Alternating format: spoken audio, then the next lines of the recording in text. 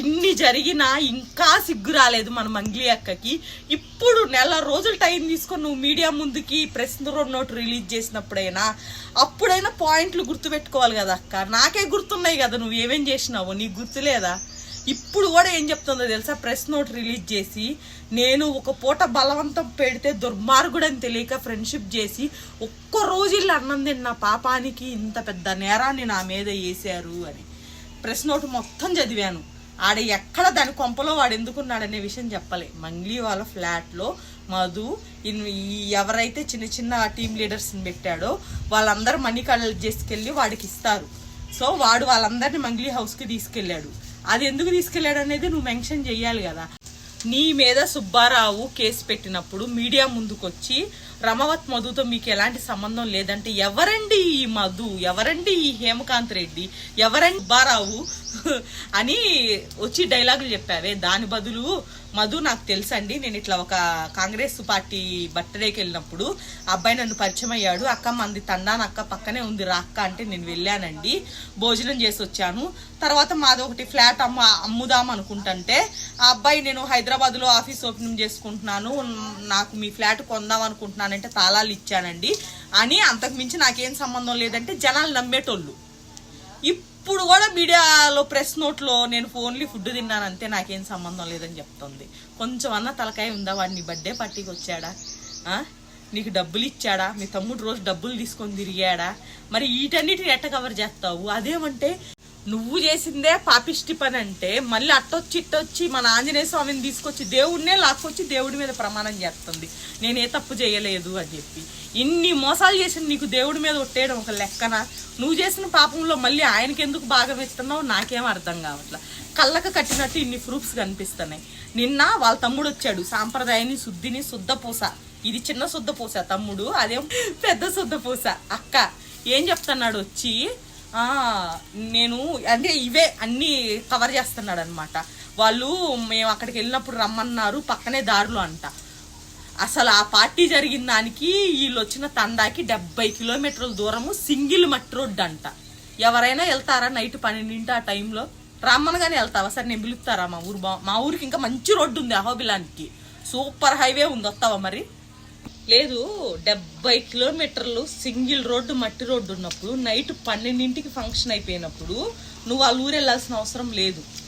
Maybe ఇంకెప్పుడైనా possible అయినప్పుడు పోవచ్చు. ఇప్పుడు వాళ్ళు మీడియా ముందుకు వచ్చి అడుగుతున్నారు, మా ఊర్లో మా తాండా పెద్దలు నిన్ను పిలవలేదు, వాళ్ళకి ఎవరో 4 రకాల పెద్దలు ఉంటారంట వాళ్ళ కులంలో, వాళ్ళ బంజారా కులంలో, వాళ్ళు ఎవరు నిన్ను పిలవలేదు, ఇక్కడ ఏ పెళ్లి జరగలేదు, ఏ ఫంక్షన్ జరగలేదు, ఏ దసరా ఉత్సవం జరగలేదు. ఈ మహాతల్లి వెళ్ళేది అలాంటి వాటికే, శివరాత్రి ఉత్సవాలకి, దసరా ఉత్సవాలకి, వాటికే వెళ్తుంది. ఏమి జరగనప్పుడు ఈ సింగిల్ రోడ్లో 70 కిలోమీటర్ రావాల్సినంత అవసరం నీకేముంది? First point. నెక్స్ట్ ఏంటంటే, నిన్న వాళ్ళ తమ్ముడు వచ్చి చెప్తుంది ఏంటంటే, హైదరాబాద్లో ఫ్లాట్ అమ్మాలనుకున్నాము కానీ ఈయన అట్లా వాళ్ళ ఇంటికి వెళ్ళాం కదా, ఈయన పరిచయం ఉన్నాడు కాబట్టి ఈయన ఆఫీసు ఓపెనింగ్ ఉందంటే మక్కని తీసుకురమ్మంటే మక్క రాలేదు పక్షంలో నాకు ఫీవర్ వస్తే ఆయనే కారు పంపించి లేదు మీరు తప్పకుండా రావాలి. ఒక అభిమాని వచ్చి బలవంతం పెట్టి పిలిస్తే నువ్వు 70 కిలోమీటర్లు వెళ్ళావు నైట్ టైం 12 మళ్ళీ అదే అభిమాని నేను ఓపెనింగ్ చేస్తున్నాను, నాది బిజినెస్, నాకు యూజ్ అవుతుంది, నువ్వు రా అంటే మా అక్క రాదంటే సరే నువ్వన్నా రా శివ అన్నప్పుడు ఇన్ని ఫేవర్స్ ఎవరికి చేయరండి. అండ్ నాకు ఫీవర్గా ఉంది, నెక్స్ట్ డే వాళ్ళ అక్క బర్త్డే అంట, June 9th అంట ఆఫీస్ ఓపెనింగ్.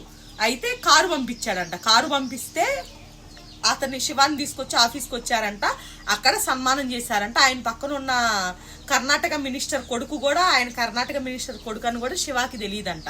పాపం నోట్లో ఏలెట్టినా కానీ ఏ పెట్టారని అడిగే టైప్, అంటే కొరకలేడు పాపం బిడ్డ, చెప్తున్నాడు వచ్చి మనకి. వీళ్ళు ఏంటంటే ఇప్పుడు ఇన్ని రోజులు వీళ్ళ మీద అలిగేషన్స్ వచ్చినప్పుడు ఈ 20 days 25 days సైలెంట్గా బయటకు రాకుండా అప్స్కాండ్ అయిపోయి కూర్చొని కొంచెం 4 రైటర్స్ని పెట్టుకొని స్క్రిప్ట్ రాపించుకొచ్చి స్క్రిప్ట్ రాసుకొని చదువుతున్నాడు అనమాట, పాయింట్ టు పాయింట్.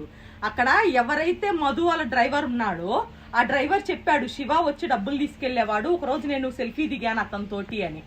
ఆ ఫోటో పట్టుకొని అతను చెప్పేది ఏంటంటే, నేను షాపు ఓపెనింగ్కి వెళ్ళినప్పుడు నాకు ఫీవర్ వచ్చింది కాబట్టి వాళ్ళు కారు పంపించి కారులో రిటర్న్ పంపించినప్పుడు ఆ ఫోటో తీసుకున్నారని చెప్పి దానికి ఒక స్టోరీ వెళ్ళాడు. ఇంకొక పెద్ద స్టోరీ ఏం వెళ్ళాడో తెలుసా? మంగ్లీ ఫ్లాట్ లో వీళ్ళందరూ వీడియోలు పెట్టారు కదా, అసలు నాకు ఫ్లాటే లేదని చెప్పింది ఫస్ట్ రోజు. మేడం గారికి తెలియదు వీళ్ళు వీడియోలు తీసుకున్నారని.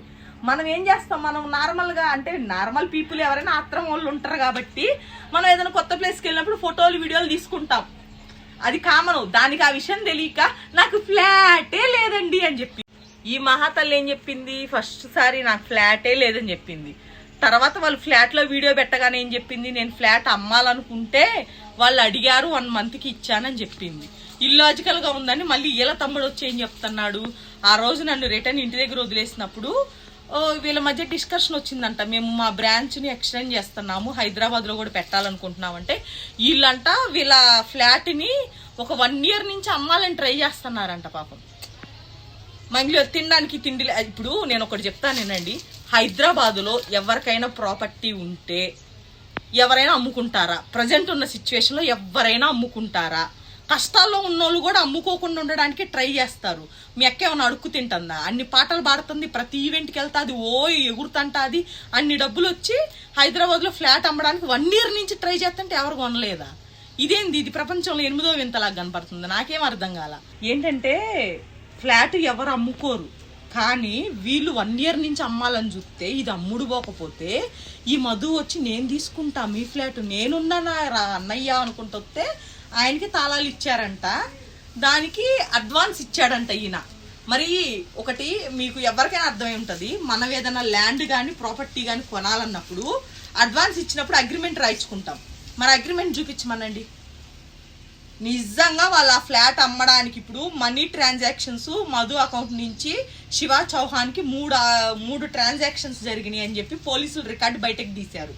ఇప్పుడు వీళ్ళు ఏం చేస్తారు తెలుసా, ఆ ఫ్లాట్ మేము అమ్మాలనుకున్నాం కాబట్టి అతను మాకు డబ్బులు ఇచ్చారని చెప్తాడు.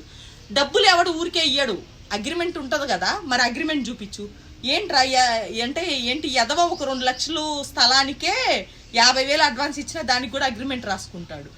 ఇప్పుడు చిన్న చిన్న ఊర్లో కూడా ఎందుకండి, ఇప్పుడు హైదరాబాదు బెంగళూరు లాంటి ప్లేసెస్లో హౌస్ రెంట్కి తీసుకోవాలన్నా రెంటల్ అగ్రిమెంట్ ఉంటుంది. అసలు మీకు ఆయన పరిచయం లేడు, ఒకసారి ఫుడ్ తినడానికి పోయినావు, రెండోసారి బర్త్డే పార్టీకి నేను వస్తాను ఆయన అంటే ఎంటబడి వచ్చినాడంట, నేను కూడా వస్తా అంటే మొహమాటానికి పిలిచినావు. ఆయన మరి నీకు డబ్బులు ఇచ్చినప్పుడు ఆయన రెంటల్ అగ్రిమెంట్ చేయొచ్చు. అదే రెంటల్ కాకపోయినా కొనడానికైనా అమ్మడానికైనా అగ్రిమెంట్ అయితే ఉంటుంది. అడ్వాన్స్ తీసుకున్నప్పుడు అగ్రిమెంట్ ఉంటే ఆ పేపర్స్ చూపించండి, నమ్ముతాం. అప్పుడు నిజంగానే మీరు ఆడికి ఫ్లాట్ అమ్మబోయారో తను మీకు ఎందుకు డబ్బులు ఇచ్చాడో అంటే ఎంత మ్యానిపులేషన్ అంటే, ఇదే నిజమైనప్పుడు నువ్వు ఆ రోజు ఎందుకు వచ్చి బయట చెప్పలేదు?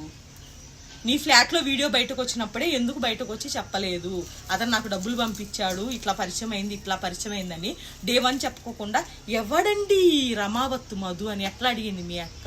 మరి ఫ్లాటే ఇచ్చింది కదా 1 monthకి, ఎవడో తెలియకుండా ఇచ్చిందా? ట్విస్ట్ అదుర్సు కదని ఒక పెద్ద ట్విస్ట్ వచ్చిందండి. ఏంటంటే రమావత్తు మధు చేసిన స్కామ్లో బండి శివ అనే అతను ఉంటే దాన్నంట మంగ్లీ వాళ్ళ తమ్ముడు శివ మీదకి ఆ పేరు వల్ల ఇతన్ని ఇరికిచ్చారంట. అబద్ధాన్ని 100 సార్లు చెప్తే నిజం అవ్వదంట. నువ్వు చెప్పేది అబద్ధం, దాన్ని నువ్వు 100 సార్లు చెప్పినా, ప్రెస్ మీట్ పెట్టి చెప్పినా, ప్రెస్ నోట్ రిలీజ్ చేసినా అది నిజం అవ్వదు. అక్క వీళ్ళు కాదు అబద్ధం చెప్తుంది. ఇప్పటికి 9 మంది అంటే ఎవరైతే చనిపోయారో వాళ్ళకి మేము బాధితులకు అండగా, అక్క అదే మాట చెప్తాది, తమ్ముడు అదే మాట చెప్తాడు. నాకు అర్థం కాదు, మీకు తెలుగు వచ్చా రాదా, ఏలియన్సా మీరేమన్నా? అండగా ఉంటామని ఒక ఓటు ఇట్లా రాసి నోటుతో చెప్తే కాదు, పోయి వాళ్ళని మీట్ అవ్వాలి. ఏంటి మీ కేసు ఎక్కడ దాకా వచ్చింది, లాయర్ పరంగా ఏమన్నా డబ్బులు కావాలా, లాయర్కి మేము డబ్బులు ఇస్తామని చెప్పాలి. అంతేగాదు ఈడుండి నేను బాధితుల పక్షాన ఉంటా, నేను కూడా ఉంటా బాధితుల పక్షాన, నేనుంటా, వీళ్ళు ఉంటారు, వాళ్ళు మా ఇంటి పక్కన వాళ్ళు, ఇటు పక్కన వాళ్ళు అందరూ ఉంటారు. అది ఒక మాటే కదా. కావాలని కొన్ని మీడియా ఛానల్స్ మన మంగ్లీ అక్కని వాళ్ళ తమ్ముడిని ఇరికిచ్చడానికి గట్టిగా ప్రయత్నిస్తున్నాయంట. మరి వీళ్ళేరా ప్రపంచ ప్రఖ్యాతి చెందిన సెలబ్రిటీస్ కదా, అందుకని వీళ్ళు ఇరికిచ్చాలని ట్రై చేస్తున్నాయంట. సో ఇలాంటివన్నీ మీరు ఎన్ని చేసినా కానీ సత్యమేవ జయతే అంట. నేను కూడా ఎండ్ ఆఫ్ ది డే అదే కోరుకుంటున్నా, సత్యమేవ జయితే. ఫస్ట్ మీ తమ్ముడిని, తర్వాత నిన్ను బొక్కలో వేసి కొల్లబడవాలి, అదే నా కోరిక. ఎందుకంటే అక్కడ క్లియర్గా అర్థమవుతుంది అక్క, నువ్వు తప్పు చేస్తున్నావు, నువ్వు అబద్ధం చెప్పలేడు, అన్ని రోజులు టైం తీసుకున్నావు కదా, కొంచెం మంచోళ్ళ చేత స్క్రిప్ట్ రాపించుకోవచ్చు కదా, పాయింట్ టు పాయింట్ చెప్పొచ్చు కదా, ఎందుకు సగం మింగుతావు సగం గక్కుతావు? ఏం అర్థం కావట్లేదండి నాకు ఈ మంగ్లీ కేసు. ముందు ఏమైద్దో ముందు అప్డేట్స్లో చూద్దాం.